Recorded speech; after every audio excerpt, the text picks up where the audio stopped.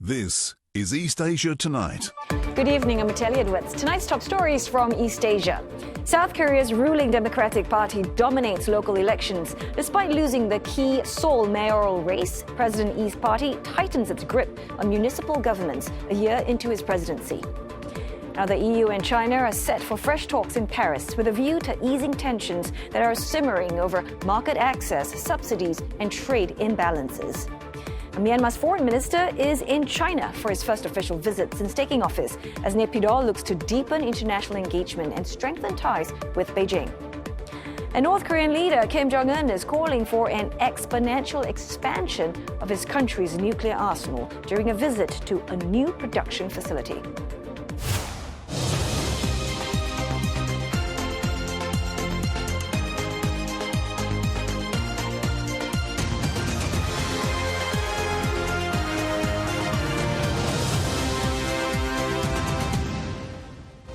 Lab-grown diamonds from China seeing demand shine as AI booms. We'll tell you what the link is between the two industries.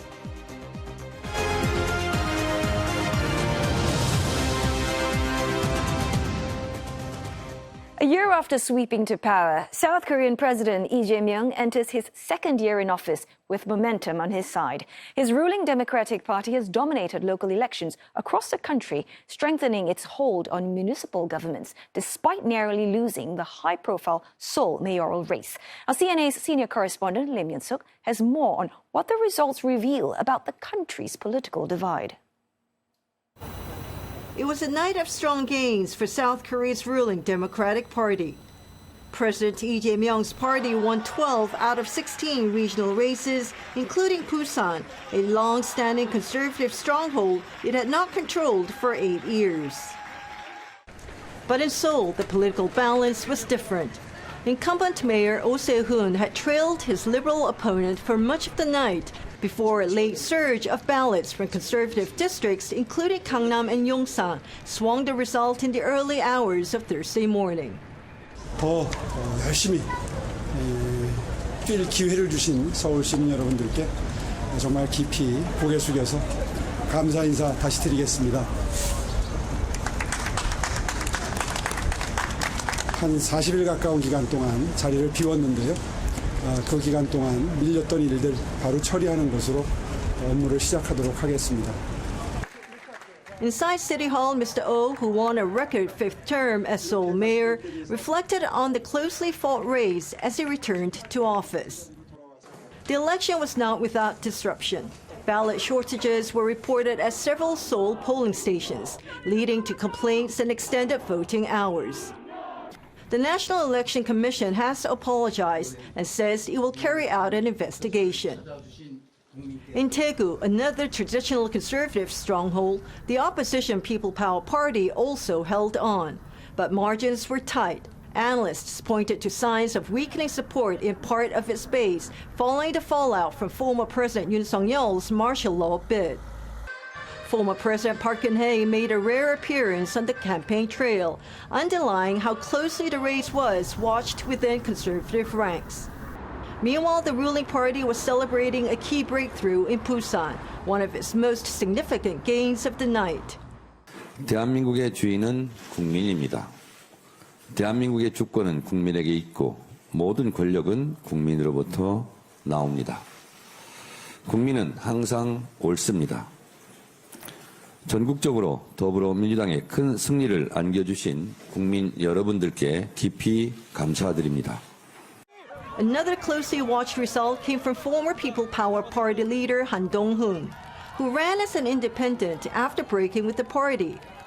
He won his parliamentary seat, defeating candidates from both the ruling Democratic Party and his former party, a rare comeback that highlights divisions within the conservative bloc. For President Lee Jae-myung, the result strengthens his position a year into his presidency. Mr. Lee said the government will work closely with all the local leaders regardless of party and called for cooperation in governing after the elections. Lim Yun-suk, CNA, Seoul. Well, as we just heard from Yun-suk there, the outcome of the state elections bolsters President Lee's mandate. And just in time, he is marking his first year in office with a definitive measure of public sentiment on his leadership. Now, Mr. Lee was sworn in on 4th of June last year in the aftermath of political turmoil caused by predecessor Yoon Suk-yeol's martial law declaration in December 2024.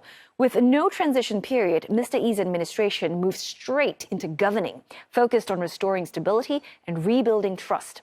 While he changed how government is seen to operate in real time.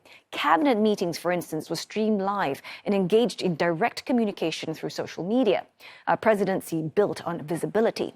Supporters call it transparency, but critics warn it risks amplifying political division.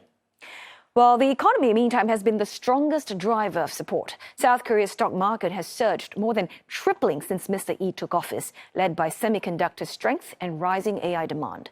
The rally has helped lift his approval ratings above 60%. Now, on foreign policy, the South Korean president pursued pragmatic diplomacy centered on national interest, advancing trade talks with the U.S. and easing tariff tensions. He has also expanded security talks with Washington, including plans for nuclear-powered submarines, while working to stabilize ties with China and Japan. But North Korea remains the most persistent challenge. Despite efforts to ease tensions, Pyongyang has shown no sign of engagement with its nuclear and missile program, continuing to advance and shaping Seoul's long-term security strategy. Those challenges underscores the complex mix of priorities facing President Lee's administration. And after a strong showing in the local elections, Mr. Lee enters his second year in office with political momentum, with the focus shifting to the next chapter of his presidency. And for more on how President Myung has shaped South Korea in his first year in office, an expert will be joining us a little later this hour to help unpack his record so far. The European Union and China are holding fresh trade talks in Paris amid growing concerns over a possible trade war. The discussions are set to take place on the sidelines of a ministerial meeting in the French capital. Trade officials Maros Sefcovic and Lee Chenggang are expected to lay the groundwork for further engagement in the coming weeks ahead of a possible visit by Chinese Commerce Minister Wang Wentao to Brussels. This as the EU pushes back against what it sees as unfair Chinese trade practices, and Beijing accuses Brussels of adopting protectionist measures. Now, for more on this, we've got Ross Cullen. He is covering the story for CNA live from Paris. So, Ross, what are officials from both sides hoping to achieve from these talks?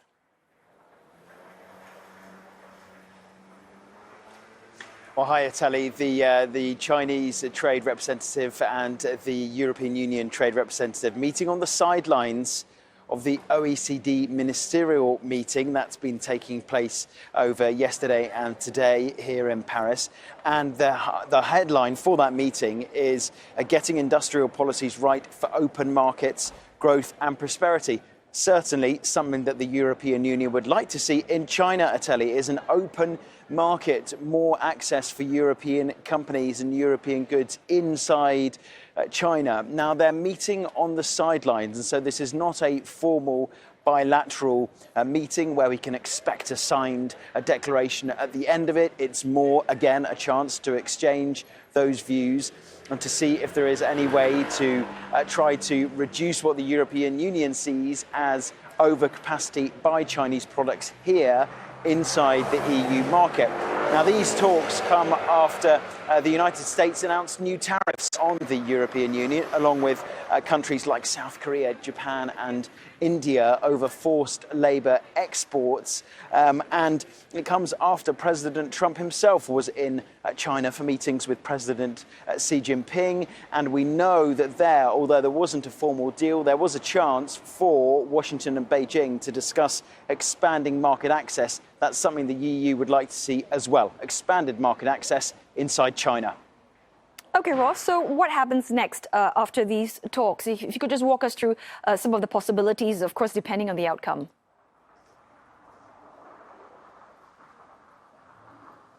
Possibilities include the Chinese Commerce Minister Wang Wentao. Potentially the 28th and 29th of June have been slated as possible dates for a visit by him to Brussels for higher level talks at that level, at ministerial level, with EU officials to try to see if they can work out a breakthrough, to try to see if they can find any more alignment. The EU certainly wants to reduce its reliance on China in many different sectors, wants to deal with overcapacity.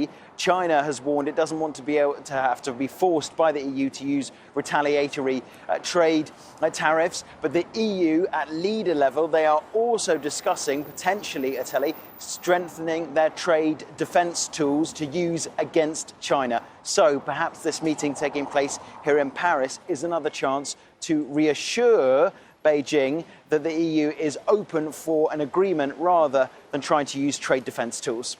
Atelli? Many thanks for unpacking China-EU relations for us. Ross Cullen covering the story for CNA live from Paris. Now, China, meantime, has confirmed a travel ban imposed on 4 New Zealand lawmakers who visited Taiwan last month. The Chinese Foreign Ministry says that they disregarded Beijing's serious concerns and firm opposition to the trip, violating the One China principle and interfering in internal affairs. China's foreign ministry stresses that crossing the line on the Taiwan issue will, quote, inevitably come at a price. The 4 lawmakers are banned from mainland China, Hong Kong, and Macau for a year. Wellington protested the restriction, saying that it breaks with decades of past practice. The cross-party delegation traveled to Taiwan as part of long-standing parliamentary exchanges. New Zealand's foreign ministry says it was surprised by China's move. But Beijing says that the One China principle is not just a universal consensus, but also the political foundation of its ties with Wellington. Well, time now for a short break, but coming up on East Asia Tonight, the world's largest chip maker, TSMC, confident in its growth, but less so about being about to meet global demand for its products aimed at the AI boom. We'll look at what the company's chief executive is predicting. South Korea's jet fuel exports hit a nine-month high in May, helping to bring the premium on spot prices down sharply.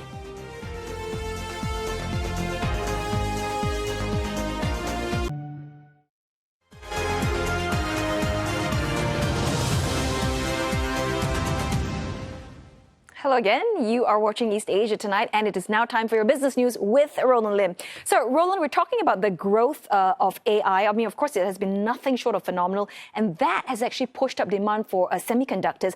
And walk us through how our supply is coping. Yeah, not quite fast enough, apparently. That's at least according to the world's biggest contract chipmaker, Taiwan Semiconductor Manufacturing Company, or TSMC, says the global shortage of advanced AI chips is far from over. The firm's chief executive notes that demand continues to outpace supply and that gap could persist for years. Now, C.C. Wei was speaking at the company's annual shareholders meeting in Taiwan. He said even with new manufacturing capacity in the U.S., TSMC still cannot meet strong demand from customers, particularly American tech firms. The chipmaker produces advanced semiconductors for companies including NVIDIA and AMD, both major players in the AI industry. Despite expanding its manufacturing footprint beyond Taiwan, TSMC says demand remains overwhelming as major tech companies are able to spend around $725 billion on AI this year alone. Mr. Wei reiterated that the company's forecast of more than 30% sales growth this year after recently raising its full-year outlook. And TSMC shares fell by more than 1% in Taipei by the close of trade, in line with the benchmark Taiwan Weighted Index, although the stock is up more than 50% from the start of the year. The company also says employees will receive an average bonus increase of more than 30% this year. The South Korean won at its weakest against the greenback since 2009, eliciting a vow from the finance minister to take prompt measures in case of excessive volatility. The equity benchmark ended about 1.8% in the red, with the rest of the Middle East crisis deepening. Index heavyweights Samsung Electronics fell 2.5%, while SK Hynix lost 2.6%, despite the company saying it received very positive feedback on its proposed U.S. listing. Over in Japan, the Nikkei 225 pulled back from a record high yesterday as investors sold AI-related stocks after Broadcom, that's a U.S. chipmaker, missed second quarter revenue expectations. The Japanese yen, meantime, is strengthening against the dollar. It remains near that 160 to the dollar level, though. And that's as markets are pricing in a roughly 80% chance that the central bank will raise its short-term policy rate to 1% from 0.75% at its policy meeting ending 16th of June. 1% in the policy rate would mark a level unseen since 1995 for the benchmark rate.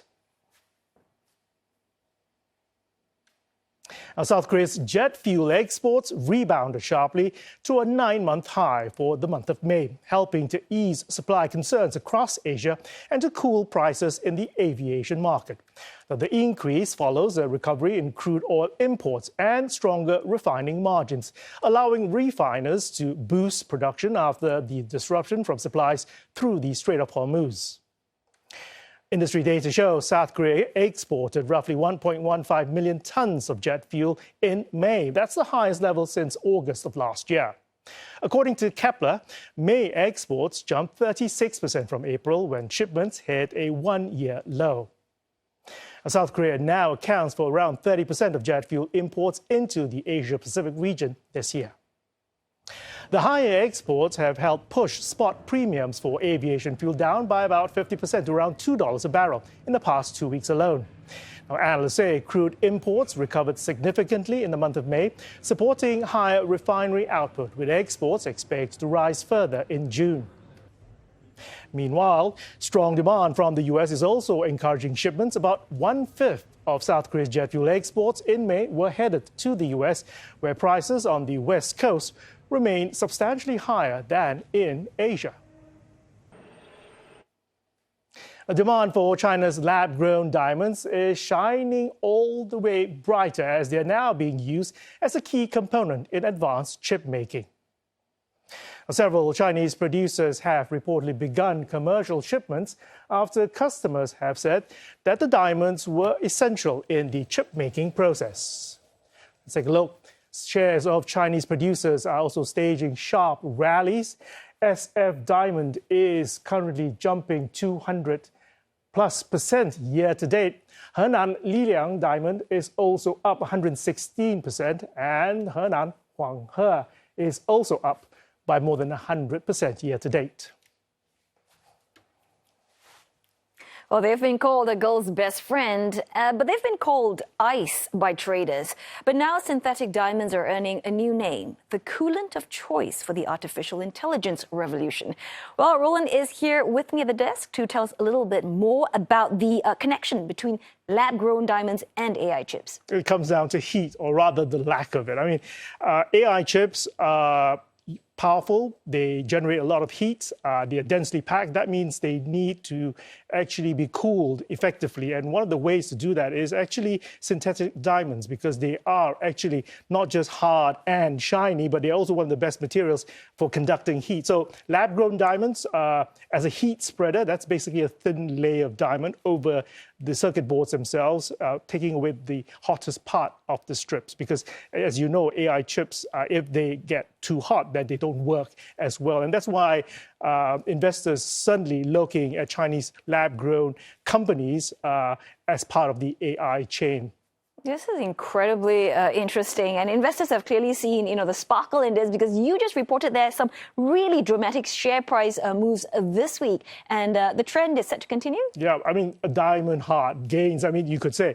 And the Chinese companies themselves are benefiting because they are one of the major producers of lab-grown diamonds in the world, especially for industrial use. Two of the biggest, Zhejiang Hua Feng Diamond Tech and SF Diamond, they saw their share price in a week alone rise by 51% and 40% respectively. So that's quite amazing. What this reflects really is this broader rotation shift among AI investors, because for the past 2 or 3 years, it's been a crowded trade. I mean, traders were basically chasing after supply chains related to the AI boom. But now they're looking for diamonds in the rough, and one of them is lab-grown diamond companies. I know, China ahead of the game yet again. And apparently there's also been a scientific breakthrough on this front. So what is it that researchers have managed to uncover? Yeah, this is exciting because researchers at Rice University are going for a bottom-up approach, and they're actually fabricating a layer of a diamond over the electronic board themselves. Now, previously, you actually had to fabricate a very thin slab of diamond and then carve it out for the board. So that was actually quite a lengthy process and also costly. What researchers now are doing is they're actually growing the diamonds onto the board themselves using the same technology, photolithography, that a lot of microchip companies use in order to carve out the patterns that's in microchips. So it's pretty advanced stuff, but at this stage, it's still very early days yet. But the initial tests have been quite promising because according to tests, these diamonds that are on the circuit boards directly can take up to 23% of 23 degrees of the temperature of the board out of the equation. Wow, that is simply amazing. So, in a nutshell, Roland, is diamond cooling now the AI industry's best friend, or you think it's still just a girl's best friend? Well, the diamond cooling industry is just beginning to start, and we're seeing some sort of consensus when it comes to adoption in AI infrastructure as well as data centers. I mean, the volumes being shifted are still very, very modest. They're all done in small batches. So this is not a mass market commercial semiconductor business yet. But at the same time, the key question has to be, for investors is, can these lab-grown diamonds company produce at scale? The next question is whether they can meet the chip grade requirements of the semiconductor industry. And more importantly, will they get the big semiconductor companies to actually be their major customers? So it's a promising story, but I think it's still an evolving one. But I certainly have newfound respect now for these lab diamonds. Thank you so much for unpacking this for us. Roland Lim there speaking with us from the business desk. Now, China and South Korea are opening more room in the skies. In fact, they've agreed to expand weekly flight rights for the first time in 7 years, marking yet another sign of improving ties. Now, the deal was reached during aviation talks in Seoul last week. Under the agreement, passenger flight rights will rise by 56 flights a week, while cargo services will gain 14 additional weekly flights. The move will ease pressure on busy routes that are already operating at full capacity, including flights between Incheon and Shanghai and Incheon and Guangzhou. It will also create more links between South Korea's regional airports and major Chinese cities. The newly secured rights will be allocated to South Korean carriers in the second half of the year. And the expansion comes as travel demand continues to grow. Nearly 4.4 million passengers traveled between China and South Korea in the first quarter of this year. Now, that's higher than pre-pandemic levels. Seoul says the additional flight rights should encourage more Chinese visitors, make travel and trade smoother, and give Korean airlines greater access to the Chinese market. Our break's up next, but coming up on East Asia Tonight, Myanmar's foreign minister is in China less than 2 months after Wang Yi's trip to Naypyidaw. Our China correspondent tells us what to expect from this engagement. A year in office and South Korea's president is enjoying public support and economic gains. But can he expect mostly smooth sailing from here? Well, we ask this and more with an expert coming up next.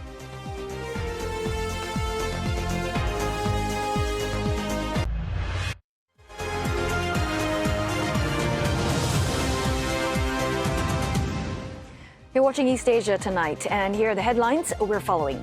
South Korea's ruling Democratic Party bags 12 of 16 regional races in local elections. Though it failed to flip Seoul, the president now has a tighter hold on municipal governments going into his second year in office.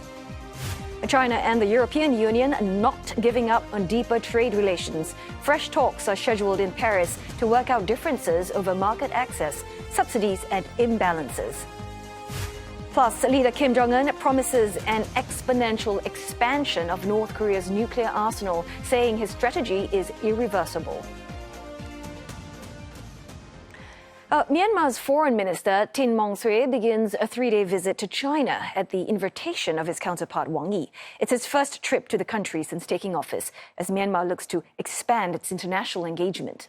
The visit follows Mr. Wang's trip to Naypyidaw in April, making this the second high-level exchange in just 3 months. And ahead of that trip, China said that it is ready to deepen cooperation and advance a closer bilateral community with Myanmar. Now, for more on this, we've got CNA correspondent Deborah Wong joining us live from Shenzhen. Deborah, so tell us more about how China is viewing this reciprocal visit. So the diplomatic messaging is quite key here. Now, this reciprocal visit is happening in a very speedy timeline, 1 month after the other. And observers are saying that, because it's happening also right after the election, it really underscores China's recognition of Myanmar's transition from military regime to now civilian government. And that's going to be important because it also signals a desire for diplomatic recognition to pave the way eventually for regional stability. And that is significant because for years under the military regime, Myanmar has been isolated from the international community, even though China has continuously engaged then junta chief Min Aung Hlaing during those couple of years, although the messaging at that point focused more on peace, stability, ceasefire. So now that, the political transition has been completed, China could shift its tone to pushing for long-term stability as well as economic development.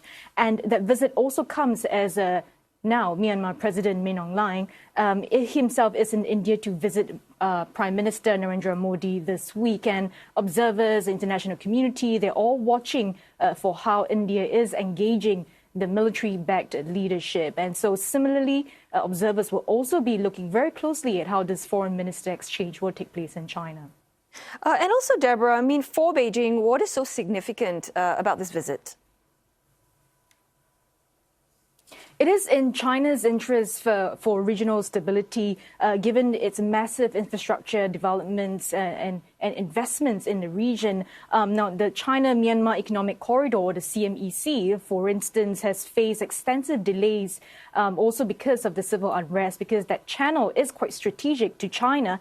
It runs from Yunnan to the Indian Ocean, cutting through vast areas in Myanmar that's actually controlled by the opposition. So it encountered a number of disruptions during the unrest. And that is a strategic channel because it really drives development in Western China, shortens trade connectivity with Southeast Asia, as well as, very importantly, right now, diversifies energy sources for China. Now, the problem is because of the fighting, a lot of construction, the development has been stalled. Now, the other issue that, China is hoping to iron out with Myanmar really is the crackdown on scam centers. We do know that China had worked extensively with Myanmar and Thai authorities last year to crack down on crime syndicates, many of whom are run by Chinese actors. And that issue, in fact, observers have said that China views as a domestic dent because of Chinese involvement. And so, the security concern inevitably also created a ripple effect on investor confidence in cross-border issues. So we can expect China to seek assurance from Myanmar on these two issues during the visit. Ateli. All right, many thanks for helping us unpack China-Myanmar relations. CNA's Deborah Wong there reporting to us live from Shenzhen.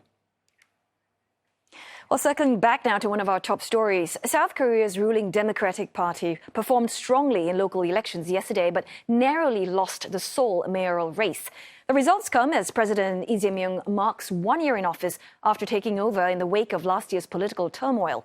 His government has focused on restoring stability and transparency, with an AI-driven economic boost helping lift approval ratings. Right, for more analysis, let's bring in Edward Howell, lecturer in politics at the University of Oxford with particular expertise in the Korean Peninsula. So, Dr. Howell, thanks for joining us this evening. Now, you are somebody who looks at Korea through a geopolitical lens, and many people will be focusing on who won and lost during these local elections. But when you look at the results, what message do you think voters are really sending here? Well, I think that the first year of the Lee Jae-myung presidency obviously took place and has, well, Lee Jae-myung took power in a snap election. There's a lot of baggage, particularly with respect to what happened in Seoul on the 3rd of December 2024, martial law declared by Yoon Suk-yeol, and the domestic baggage and polarization has not gone away. I think that's very important to highlight. We've seen developments in the stock market, the Kospi, for instance, doing particularly well over the past year, and we've seen E's popularity at near 60% being something that's quite remarkable. I mean, Lee Jae-myung has had a clear economic agenda. Stock market reform is one of them. And he's also been trying to change the perception of the South Korean president. I mean, social media communication is just one way of doing so. I do think, though, that this doesn't mean that the Democratic Party can or should or can afford to be complacent. As you've just mentioned, the Seoul mayoral race was not won by the Democratic Party. That's a key focal point here. And I also think that South Korea's broader foreign policy posture towards the United States and towards China is something that could have longer term implications on Lee Jae-myung's presidency. And before we get to the transition of foreign policy, one thing we keep hearing as well is that South Korea remains highly polarized politically. As you've mentioned, that there's no reason for the party to be complacent. But as somebody who spent so many years studying this country, how do you make sense of that divide? And where do you see President Lee fitting into that story? I think we must remember that the polarization is not just between progressive, so the more liberal and the conservative parties. This has been a feature of South Korean politics for decades, and we are not an exception to that in the present day. As we know, I think the divisions within the Democratic Party is something that's are likely to become more prominent over time. Different factions that Lee Jae-myung has to manage, whether the more leftist factions of Chung Dong-young, the unification minister, or the more centrist factions, the leftist factions placing greater role on inter-Korean reconciliation, for instance, and the more centrist factions placing greater emphasis on the need to strengthen ties with the United States. This within-party factionalism is something we really must pay more attention to, because Lee Jae-myung is having to juggle and manage these competing groups, and this, in terms of longer term stability, is likely to not to go unnoticed by the South Korean people. Right, back to the man at the center of it. You know, a year ago, there was a lot of debate about just what kind of president Lee Jae-myung is going to be. So as you have watched the first year unfold, what has surprised you the most? So he made a big deal of this idea of pragmatic diplomacy even before his election. He even said that he was going to rebrand the DP as a centrist conservative party in the months before his election. I think the stability element and the strengthening of ties, not just between the US and ROK, but crucially between Seoul and Tokyo, has been something that perhaps one did not expect to happen as much as they have done. Lee Jae-myung has been seen in public getting on very well personally with his Japanese counterpart Takaichi, despite their very different politics and their very different political leanings.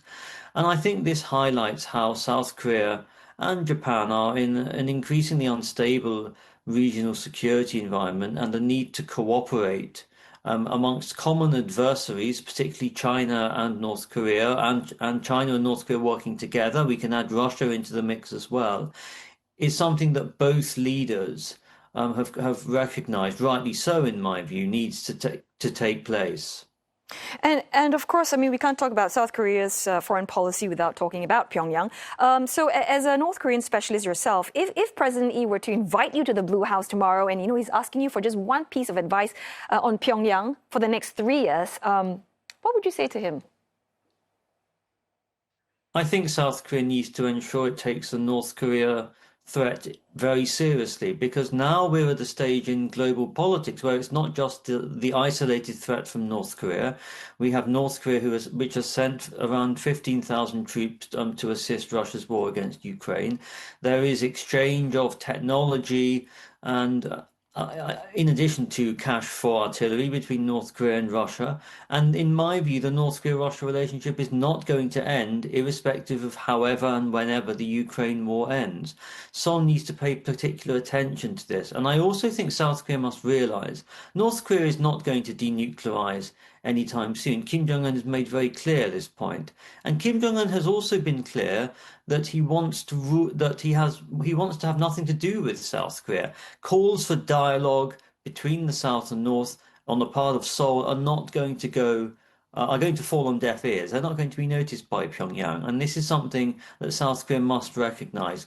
We're at a stage now where North Korea constitutionally recognises South Korea as a separate state. Reunification has been abandoned, and this is a harsh and bleak reality on the Korean Peninsula, but it is the reality. And Dr. Howell, just before I let you go, I have time for one more question. If Lee Jae-myung gets only one thing right over the next 4 years, what does it need to be? I think it needs to be strengthening both bilateralism with the United States and also strengthening trilateralism with the United States and Japan. South Korea must go further and institutionalize its relationship with Japan. This is very, very important, given the precarity of the regional security environment. Well, thanks very much for helping us unpack what these election results mean. And of course, Lee Jae-myung's first year in office. Thanks so very much for that. Edward Howell, lecturer in politics, University of Oxford. Now, North Korea's leader is vowing an exponential boost in nuclear forces. Kim Jong-un made the call during a visit to a new factory producing nuclear bomb fuels. Now, he said that output of weapons-grade material has more than doubled in the past 5 years, and he ordered a further increase. North Korea sees its nuclear arsenal as protection against attacks from the South and the U.S. Now, Mr. Kim rejected pressure from Washington, calling his strategy irreversible. Now, U.S. President Donald Trump's efforts to denuclearize the North remains in limbo. During his first term in office, he held 2 summits with Mr. Kim in Singapore and Vietnam, where talks collapsed with no agreement on sanctions relief and disarmament. In recent months, Mr. Trump reportedly discussed with South Korean officials the possibility of renewing talks with Pyongyang.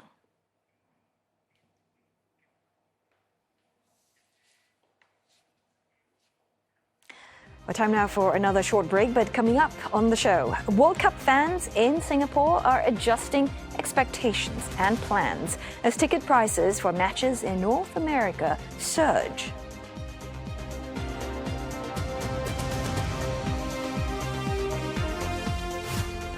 World Cup tickets are not the only ones in demand. BTS's concert here in Singapore is driving resale listings more than 20 times the original price.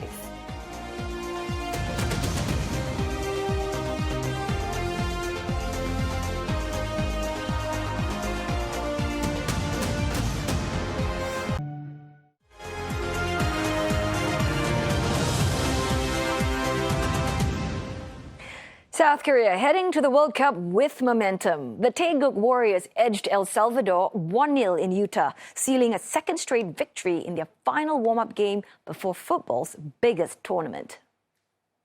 Now, midfielder Lee Dong-gung delivered the decisive moment, curling in a free kick in the 57th minute. South Korea controlled long stretches of play but faced stubborn resistance from an El Salvador determined to frustrate the Asian powerhouse. Well, the result gives Taeguk's coach a timely boost as his squad prepares for the World Cup. The Warriors will now travel to Guadalajara, Mexico to set up their base camp. They will play all 3 of their Group A matches in the country, 2 in Guadalajara and 1 in Monterrey. South Korea reached the knockout rounds in Qatar back in 2022 and will now look to build on that success when the tournament kicks off later this month.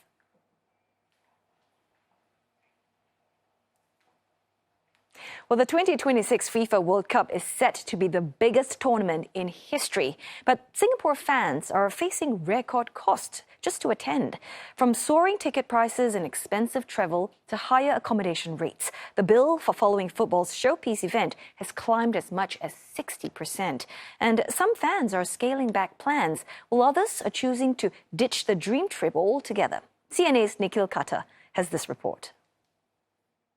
The biggest World Cup ever, on the pitch and on the pockets. This Singapore tour company has taken local fans to the last 3 World Cups. It says match tickets alone are now 3 to 4 times higher, with travel costs also rising. A 7 to 9 day trip covering up to 3 matches could now cost as much as $15,000. It has seen fans' interest drop by half. Everybody's a bit more hesitant to spend on this event. Yeah, and the uncertainty that was triggered by the war, actually also put off quite a few people. Yeah, because there were hesitancy about flying through Middle East. For Singapore fans, the World Cup bill comes down to 3 big hits: tickets, transport, accommodation. With most cost concerns coming out of the US, home to nearly 2/3 of the tournament's 104 matches. Most Singapore fans I spoke to got tickets at face value. Starting prices climb after the group stage, several times higher than 2022 by some estimates. The biggest jump is the final, where the most expensive ticket has gone nearly 7 times higher to $14,000. Some Singapore fans went to resale, paying about 15% more. That's where things get wild. Driven by massive demand, dynamic prices have surged to more than 10 times the last 2 tournaments combined. This fan from Singapore has attended 6 World Cups. This year, he's staying home. This is not a people's World Cup. It's meant for the people, actually, the everyday salaryman. So I refuse to go, more as a matter of principle. We can afford it, but why? In Qatar in 2022 and Russia in 2018, this was your golden ticket. Show it and you could travel across host cities for free. Not this time. Take MetLife Stadium in New Jersey.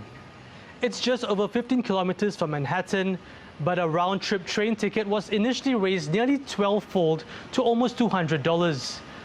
After public backlash, it was cut to about $125. Driving is not much better. Across host cities, fans could pay between $100 and $320 just for parking. And for fans planning to catch games across the US, a big cost is city hopping.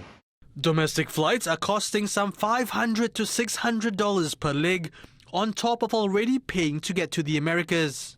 Faced with 30% higher ticket costs than in Qatar, one fan says his group is looking at cheaper ways to get around 9 cities. The cost is quite high because we have to fly for 2 of them, and I think the balance 4 to 5 we're actually driving.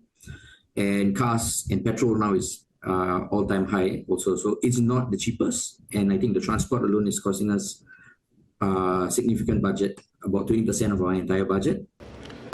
Fans are also having to budget more for accommodation. This is the longest World Cup ever, nearly 40 days long. Some reports put average hotel rates across host cities at more than $600 a night. In some places, prices have surged nearly 4 times higher than the same period last year. More than double in Dallas, more than triple in Mexico City. For this fan who is planning to follow Brazil in New York, he's spending 3 times more on accommodation than Russia 2018. New York is everywhere is expensive, but we have to stay at some comfortable place, so that it's going to be nearby to anywhere that we intend to go. It may be burning a hole in his pockets, but he says he will carry on for the love of football. Well, if you can't be in North America, we've got you covered because you can also subscribe to the FIFA World Cup 2026 via MeWatch and catch all 104 matches live on the platform. Now, in other news, online marketplace Carousel is suspending ticket sales for K-pop boy band BTS's concerts in Singapore. The platform says that existing listings are being removed, and it is urging users to report any offers that they come across. Well, this comes after the first day of pre-sales yesterday saw some resale tickets going for up to 23 times their original price. Carousel says in a statement that an AI moderation system detects listings after they are uploaded. This means newly created posts could still appear temporarily. The platform says it has not seen evidence of scams and will continue to work with authorities to support user safety.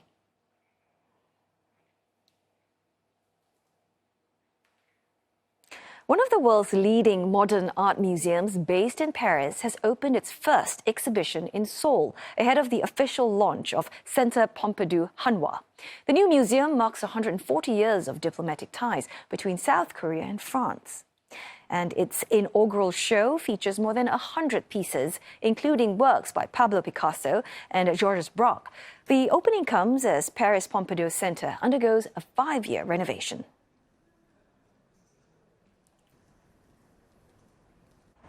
It's housed in a renovated annex of Seoul's landmark 6-3 building.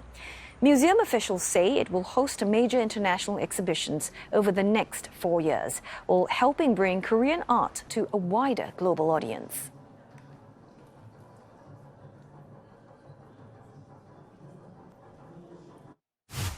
앞으로 4년 동안 세계적인 현대미술 명작은 물론 저희가 자체 기획한 글로벌 미술 전시를 함께 선보일 예정인데요. 단순히 해외 미술을 국내에 소개하는 것을 넘어서 퐁피두의 글로벌 네트워크를 통해서 우리 미술을 세계 무대에 알리는 교두보가 되겠습니다. Well, the sound of thousands of cats mewing fill the air of one particular island in northern Japan. But don't be fooled, because what you're about to hear are black-tailed gull chicks, locally known as umineko, or sea cats. And this should tell you why.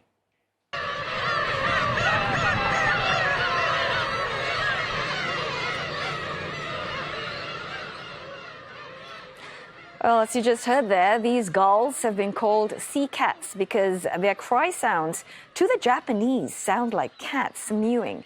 Every year in the spring, up to 40,000 of them can be found and heard at Kabushima Island in Aomori Prefecture, a designated national natural monument.